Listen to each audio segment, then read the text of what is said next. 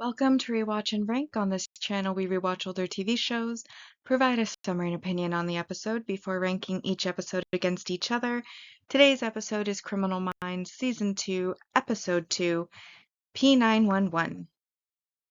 Episode in a nutshell is a brief reminder of what happens in the episode. So the episode begins with the Crimes Against Children office finding a chat site that leads them to a website where a boy is being auctioned off, and the boy is familiar to them because they had found him online a year previously, but unfortunately hadn't been able to locate him, and this is like him coming back again. However, because he's being auctioned off, there is a deadline on how long they have to find him. As a result of that, Katie, who is the head of the division, used to work for the BAU, and so she decides to call in the BAU to help her find the boy that she named Peter before he is sold off, and so that they can catch the bad guy. They do obviously follow multiple clues, one of which leads them to a boy who is actually basically pretending to be in a negative situation on his computer because his dad went to jail and that's how he decided to make money. And within the ring, they'll share files, so he's the one who posted it. In the end, they end up using him to then track down another member of this ring who happens to be a school principal who claims that he was trying to save the children. That's why he was joining this. Like, he's a freelance or vigilante version of the um, Crimes Against Children office, which obviously nobody was buying. And that then eventually leads them to a dead end because the media gets a hold of it.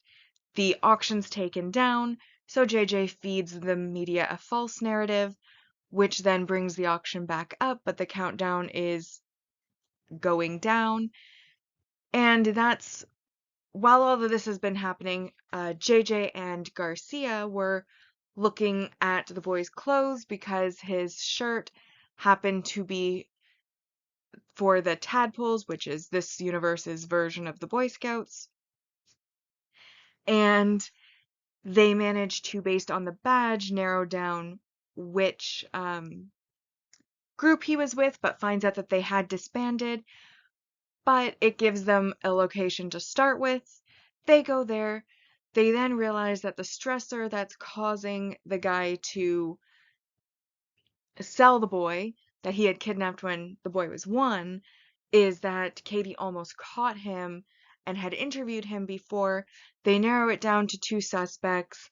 Katie knows one of them wouldn't have the brains to put all of this together, therefore they go to the house of the other one, and they get there just in time as Michael was about to dispose of Peter, or Dustin as we find out his real name was, and had broken him out of the room that he had built around him and had put him into a case, and the case was in the trunk of the car. Car was about to pull out. FBI literally got there just in time, and they managed to save him.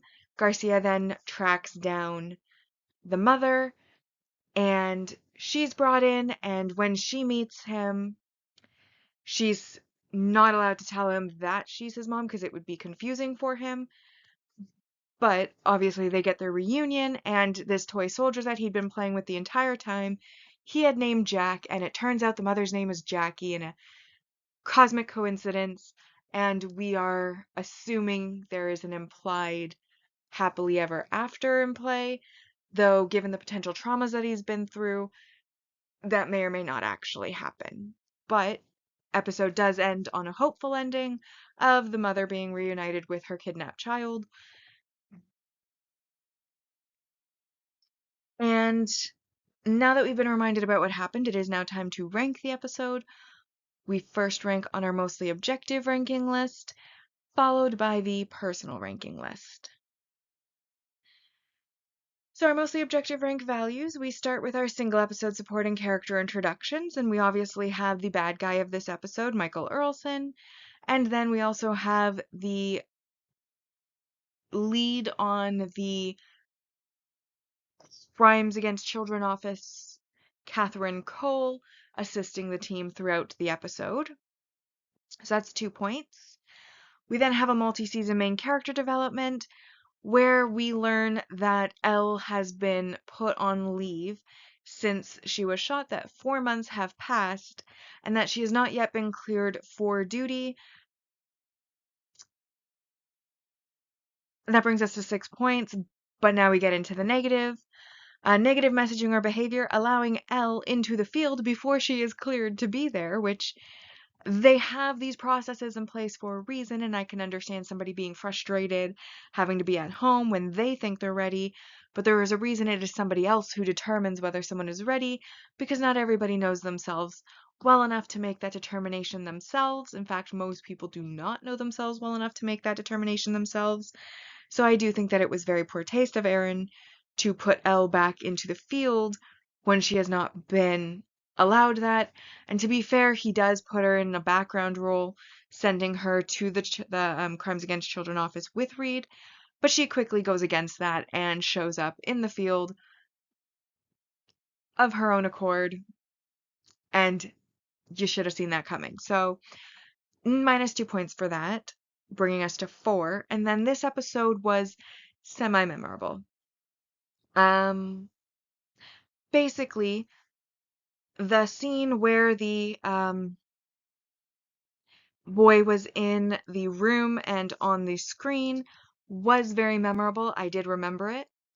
However, all of the twists and turns that they had to take, and who actually done it, and how they eventually end up finding the person, how it ended, didn't remember any of that. So I remembered one of the key images of the episode, but I did not remember the details of the episode or the main storyline of the episode, which is why it's semi-memorable.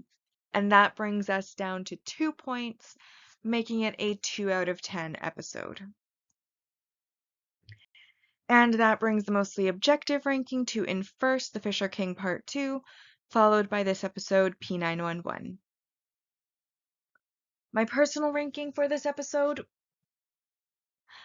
like I said, one of the more memorable moments from the series was the, the auction scene with the room built around the boy and the boy playing with his toys on the camera. That is a memorable image, and it does stick with you. I thought that they built tension really well with the fact that they had a timeline that they had to find him by, that the risks were if they were to be found to have a lead, then the auction might get shut down and the boy disposed of rather than just auctioned off. And even if he was auctioned off, they may never find him again, because who knows what would happen with whoever it is that bought him, essentially. So I think they did a good job building the tension, letting us know what kind of consequences there would be. It had memorable imagery in it, but they did send us down a lot of false paths, which also sort of ups the stakes a bit.